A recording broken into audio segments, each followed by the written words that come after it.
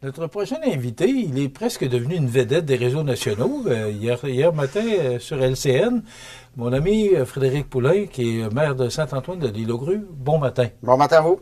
Comment ça va? Ça va super bien, merci. Bon, là, c'est le fun d'entendre, Frédéric. Comment ça se passe? Écoute, le bateau a repris ses activités mercredi matin. Mardi matin, le 16, c'était mardi? C'est mercredi? Bon, mercredi, en tout cas, le 16. C'est pas ça qui est important. Ce qui est important, c'est qu'il a repris ses activités.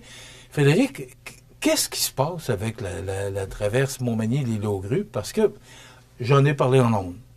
C'est que le bateau, aux environs du temps des fêtes, tout dépend de la température, quitte pour aller en cale sèche pendant 4 ou 5 mois, revient avril ou mai toujours selon la température. Et là, cette année, on décide de prendre le bateau et de le remettre en cale sèche pendant 5 semaines. Et là, un bris mécanique fait que la journée qu'il revient, il repart pour 1 mois. Qu'est-ce qui se passe avec le bateau? Qu'est-ce qui se passe avec la Société des traversiers? Ma question est longue, là, mais je pense qu'elle mérite un peu d'explication pour les gens qui nous regardent. Je pense qu'il y a besoin aussi d'une mise en contexte.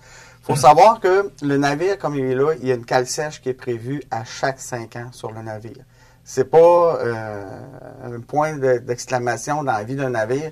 C'est prévisible. À chaque 5 ans, il y a un suivi qui doit être fait sur le navire et le navire doit aller en cale sèche. Ils sont comprends, là, c'est pour la sécurité des usagers. Oui, puis c'est une norme de Transport Canada. On peut pas y échapper. C'est ça, on comprend. Donc, normalement, la cale sèche, elle aurait dû être faite durant l'hiver 2025. Et là, ce qu'on a appris, nous, à la municipalité, c'est qu'en janvier, c'est que le navire était prévu pour aller faire sa cale sèche à Pictou, en Nouvelle-Écosse. Et qu'on le perdrait probablement en début de saison parce que les conditions pour le monter là-bas puis le ramener, ce serait compliqué. Puis là, la société a décidé, durant le printemps, d'annuler l'appel d'offres qui avait été fait à Pictou puis d'aller dans une cale sèche temporaire à Québec parce que je pense qu'il n'y avait pas la permission de monter le navire là-bas à Pictou aussi parce que c'est pas un navire de haute mer, hein, c'est un navire de fleuve. Et là, on a commencé la saison avec le navire qui avait pas fait sa cale sèche. Et à un moment donné, durant la saison, il est parti pour la cale sèche. Et là, cette cale sèche-là a duré presque un mois. Le 13 juin, le navire est revenu en fonction. Et le 14 juin, le matin, on s'est rendu compte que la société s'est rendu compte qu'il y avait un bris sur le navire et que le navire ne pouvait plus exploiter, pas pu faire ses traverses. Donc, il est reparti en cale sèche à l'île aux Coudes. Et là, on l'a revu seulement le 16 juillet au matin. Bon. On a trouvé des moyens pour se dépanner. Une barge qui était là pendant la cale sèche. Après ça, il y a eu le transport aérien. Là, une chance qu'on a ça. Là. Mais on a rajouté aussi Croisière la Chance. Oui. Quelle brillante idée. Est-ce qu'on pense à long terme, Frédéric, lorsqu'on dit que Croisière AML, Croisière la Chance, se joignent pour donner un coup de main aux touristes de l'Île-aux-Grues? Je le souhaite ardemment. Écoutez, juste prendre le temps de remercier tous les gens qui ont fait des interventions pour faciliter l'accès à l'Île-aux-Grues. Les gens de la barge ont été extraordinaires dans les conditions qu'il y avait. Air Montmagny ont été extraordinaires parce qu'il faut savoir que les entreprises privées, leurs véhicules, que ce soit des avions ou des bateaux, ils étaient déjà promis sur d'autres contrats. Il a fallu qu'ils fassent avec. Donc, Air Montmagny ont fait une job extraordinaire. Croisière la Chance aussi, qui ont été interpellés, ont fait une Croisière la Chance. Et il faut que je donne aux coureurs, donc il faut prendre l'expression sur ça du monde, il faut que je donne à César ce qui est à César. L'idée des Croisières la Chance vient de Nicolas Marcoux à l'Île-aux-Grues, qui était impliqué dans le propriétaire de l'auberge des Dunes. Je ne vais pas le dire le mauvais nom, là, mais propriétaire de l'auberge des Dunes, qui un matin m'a dit « Ouais, ça nous prendrait quelque chose parce que l'industrie touristique en arrachait. Les gens, le message n'était pas bien passé. Les gens avaient soit peur de prendre l'avion ou pensaient que l'avion était inaccessible ou que l'île était inaccessible. Donc, avec Croisière la Chance, on a proposé l'idée à la Société des traversiers et aux députés. Et à partir de là, ça s'est mis en branle, puis ça s'est mis en branle en dedans d'une semaine. Et là, on a un départ fixe à chaque matin à 6 heures de Berthier, qui vient à l'Île-aux-Grues, puis un départ à chaque soir fixe, à heure fixe, aussi à 6 heures, qui part de Berthier, mais qui vient chercher des gens à l'île, puis qui les ramène à Berthier.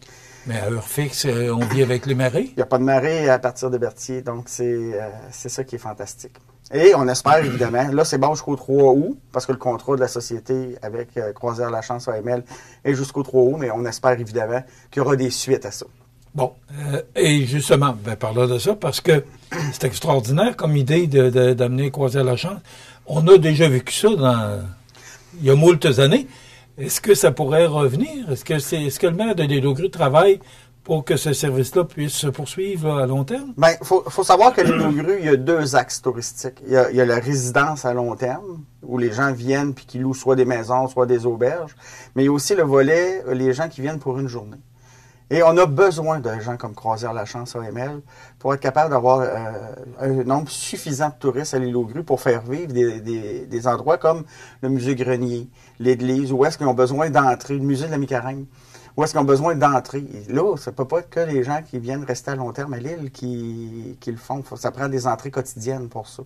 Et si on veut être capable d'avoir ça, on a besoin d'un transporteur qui nous emmène une masse de gens à l'île. C'est important. Là, probablement que les gens disent, poser la question, est-ce qu'il y a beaucoup de monde qui utilise Croisière-la-Chance pour se rendre à l'île aux Grues? Là, on connaissait le problème avec le bateau, mais est-ce que les gens prennent le Croisière-la-Chance? Ça commence. On n'a pas les statistiques qu'on aurait espérées, bien évidemment, parce que faut savoir qu'on l'a eu le 21 au soir. On a su que c'était disponible. Puis ça commençait le 22. Puis il faut savoir que dans des organisations comme ça, supposons on avait voulu le faire dans un délai normal, on aurait commencé en janvier à monter le forfait. On aurait eu 4 mois, 5 mois pour vendre le forfait, pour le faire connaître, tout ça. Puis après ça, on l'aurait exploité. Alors que là, on a fait ça en 2-3 semaines. On n'a pas eu, les gens ne savent pas que ça existe.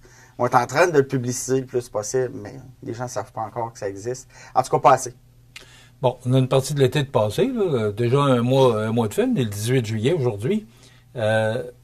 Comment on vit ça sur l'île aux Grues actuellement? Parce que c'est pas facile, là, depuis que le bateau est revenu au mois d'avril, là, vous avez ça pas facile. Là. Je pense que l'industrie puis l'agriculture, c'est quand même très bien accommodé de la barge, même si c'était plus compliqué.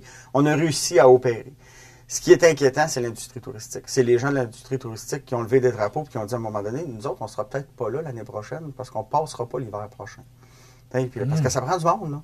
Puis la saison touristique à l'île aux Grues, là, c'est 3 mois et demi, quand ça va bien, qu'il fait beau. Après ça, les gens font ça sur toute l'année. Après, ils passent l'hiver avec de l'argent, avec des moyens réduits. Mais ça nous permet de maintenir nos services pour la population qui est là l'hiver aussi. Parce que le restaurant, si on veut qu'il soit ouvert l'hiver, il faut qu'il fasse de l'argent l'été, parce que c'est pas l'hiver qu'il fait de l'argent. Tu sais, c'est tout un ensemble. Il y avait une inquiétude là-dessus. Je pense que les moyens qui ont été mis ont donné un coup de main. Et aussi le fait qu'on s'est dit, hein, on va garder les commentaires négatifs qu'on a pour nous autres. On va les gérer à l'interne, mais sur Facebook, on va arrêter de se plaindre et de dire que ça n'a pas de bon sens l'île aux Grues, parce qu'elle est accessible. Mais c'est pas une question de se plaindre, c'est une question de réalité. Ben oui, mais tu sais... Vous êtes 150 insulaires, mais... Vous vivez de l'industrie touristique. Absolument. Tant hiver qu'été, parce qu'il y a des activités mais quand nous, même. comme population, on a un message à porter de dire, écoutez, l'île est accessible. Puis elle n'a jamais été accessible par autant de moyens différents en même temps. Oui, c'est ce que j'ai remarqué aussi. C'est ça. Donc, profitons-en donc pour nous faire connaître, puis inviter des gens chez nous qui viennent chez nous passer une journée, 2 jours, qui viennent en profiter, qui viennent dans nos restaurants, qui viennent voir la fromagerie, qui viennent voir l'église, qui est en train de développer des concepts intéressants. Puis après ça, ben, on verra. C'est des problèmes, des choses ne font pas votre affaire. Là. Venez donc le dire à la municipalité au lieu de le mettre sur Facebook. Fait que comme ça, on va être capable de, 1, gérer, puis 2, on va garder notre message intact que l'île est accessible. Ça m'oblige à vous poser la question. Vous parlez de tout va bien, il fait beau, alors que tout va... C'est ça, alors que tout va pas très bien et qu'il fait pas très beau. Ouais. On sait que depuis un mois et demi, même le mois de mai a été exécrable. Le mois de juin, pas fameux. Puis le mois de juillet, bon, on voit les inondations partout. Vous vivez ça comment? Est-ce que l'industrie touristique fonctionne bien, l'île aux Grues, Frédéric? Ben, c'est sûr que c'est au ralenti. Ça a commencé en boitant. Là. Ça va prendre encore un certain temps avant que ça se guérisse. Oui, mais on est déjà la mi-juillet. Là, oui, là c'est des vacances de construction dans quelques heures. Mais là, tout fonctionne. Là. Fait que là... La météo va peut-être collaborer. C'est le temps de passer le message. Là, tout fonctionne. Les gens, là, ils peuvent venir à l'île. Il y a l'avion qui est disponible, il y a la traverse qui est disponible, il y a Croisière-la-Chance AML qui sont disponibles. Puis les gens, là, pour une des rares occasions, il reste de la place à l'île aux Grues pour venir rester. Les restaurants, là, ça marche bien. On sent que ça décolle, mais c'est pas comme ça a déjà été, là. Donc, c'est le temps de venir découvrir l'île. Puis on sait qu'avec l'inflation, les moyens sont plus limités pour voyager. Mais une journée à l'île aux grues, là, les gens, ils sortent de là complètement dépaysés. Puis avec une petite famille, là, ça coûte pas une fortune. Là. On n'est pas obligé de prendre une hypothèque pour aller là. Mais Croisière-la-Chance, ça fonctionne comment? Parce que D'abord, vous dites que c'est la Société des traversiers. Est-ce qu'il faut payer pour prendre Croisière-la-Chance? C'est totalement gratuit, Croisière-la-Chance, jusqu'au 3 août. C'est gratuit? C'est gratuit jusqu'au 3 août. Départ de 6h à 6h le matin à partir de Berthier. Départ à 6h le soir à partir de Berthier aussi. Puis les retours de l'île aux grues, je pense, se font à 7h30. Mais c'est totalement gratuit jusqu'au 3 août. C'est des mesures compensatoires qui ont été mises là. Okay. Fait que si vous voulez venir découvrir l'île, c'est le temps. Puis c'est une belle croisière, une belle journée dans un milieu totalement différent de ce que vous êtes habitué de vivre. Une bonne bouffe, puis un retour. Bon, rapidement, parce que je vais vous parler un peu des élections, puis il reste 2 minutes. On se déplace comment quand on arrive sur l'île? On peut emmener nos vélos. Il y a une possibilité de louer des vélos Même électriques. avec Croisière-la-Chance? Oui, oui, oui. Les Croisière-la-Chance ont des racks à vélos sur le bateau pour emmener son propre vélo. On peut louer des vélos à l'île. Aussi, il y a Gaston qui a fait un service de navette pour les gens. Puis, écoutez, l'île a 7 km de long, là, fait que ça se fait quand même très bien à pied. Frédéric, il reste exactement 2 minutes. Les élections municipales s'en viennent. Moi, chaque fois que je reçois un maire ici, vous n'êtes pas le premier, puis vous n'êtes pas le dernier. Chaque fois que je reçois un maire ici, je lui pose la question. Alors, les élections le 2 novembre prochain, serez-vous candidat pour l'élection d'île aux grues? Vous allez être le premier avec qui je le dis officiellement, mais non, je ne serai pas candidat à la prochaine élection. J'ai pris le mandat en 2023. Parce que je trouvais que j'étais le seul qui avait de l'expérience pour le faire. Puis il n'y avait plus de direction générale non plus. La personne qui était directrice générale avait annoncé qu'elle quittait. Puis il n'y avait plus de maire. J'ai fait le saut malgré le fait que j'en avais envie, oui, parce que pour moi, c'est un devoir envers ma communauté. En ayant de l'expérience, en étant capable de le faire, vu que la place était vide, j'avais à servir ma communauté en me proposant, mais j'ai une ferme laitière. J'ai des enfants qui vont être un peu partout en Amérique. J'ai une vie familiale aussi à m'occuper. Mais rapidement, est-ce que parce que c'est dur, la politique municipale, est-ce que c'est une des raisons qui fait que vous ne revenez pas? Non, c'est pas parce que c'est dur. Parce que faire de la politique, c'est dur, mais en même temps, moi, c'est pas la définition de ma vie, là, faire de la politique. T'sais, moi, je le vois comme un devoir citoyen envers sa communauté. Même des fois, c'est normal que ça graffigne un peu. Parce que moi, je vis dans ma vie, là, dans mon entreprise, je suis tout seul à décider, je n'ai pas personne à consulter. Faire de la politique. Vous êtes agriculteur, ouais, les gens qui ne le savent pas. Là, ouais. Mais au conseil, le maire, là, il passe ses idées, mais c'est pas lui qui vote. Puis c'est normal, c'est comme ça la démocratie, c'est fait comme ça, il faut respecter ça. Mais en même temps, je pense que oui, je ne veux pas m'égarer dans ma réponse, mais moi, j'avais choisi de faire d'autres choses dans la vie, puis j'ai respecté la communauté. Je pense que j'ai donné à ma communauté. Je pars avec le sentiment du devoir accompli. Moi, ma job, mon mandat quand je suis allé, c'est vraiment de stabiliser la municipalité, de se donner une vision, une planification stratégique, c'est qui est en train d'être livrée. Et on a stabilisé le poste de direction générale. Puis, écoute, la chance après ça, au prochain, qui pourra porter le dossier un petit peu plus loin. Est-ce qu'il y a de la relève? J'espère. Ben, vous devez le savoir. Il y a des gens qui commencent à en parler. Il y a des gens qui commencent à en parler. Il y a des gens que je vous ai dit, si vous voulez y aller, allez-y, je vais vous appuyer. Puis, le reste, après, le conseil, il y a des gens qui ont choisi de ne pas se représenter. Il y en a qui sont rendus à 80, ça lui tente moins.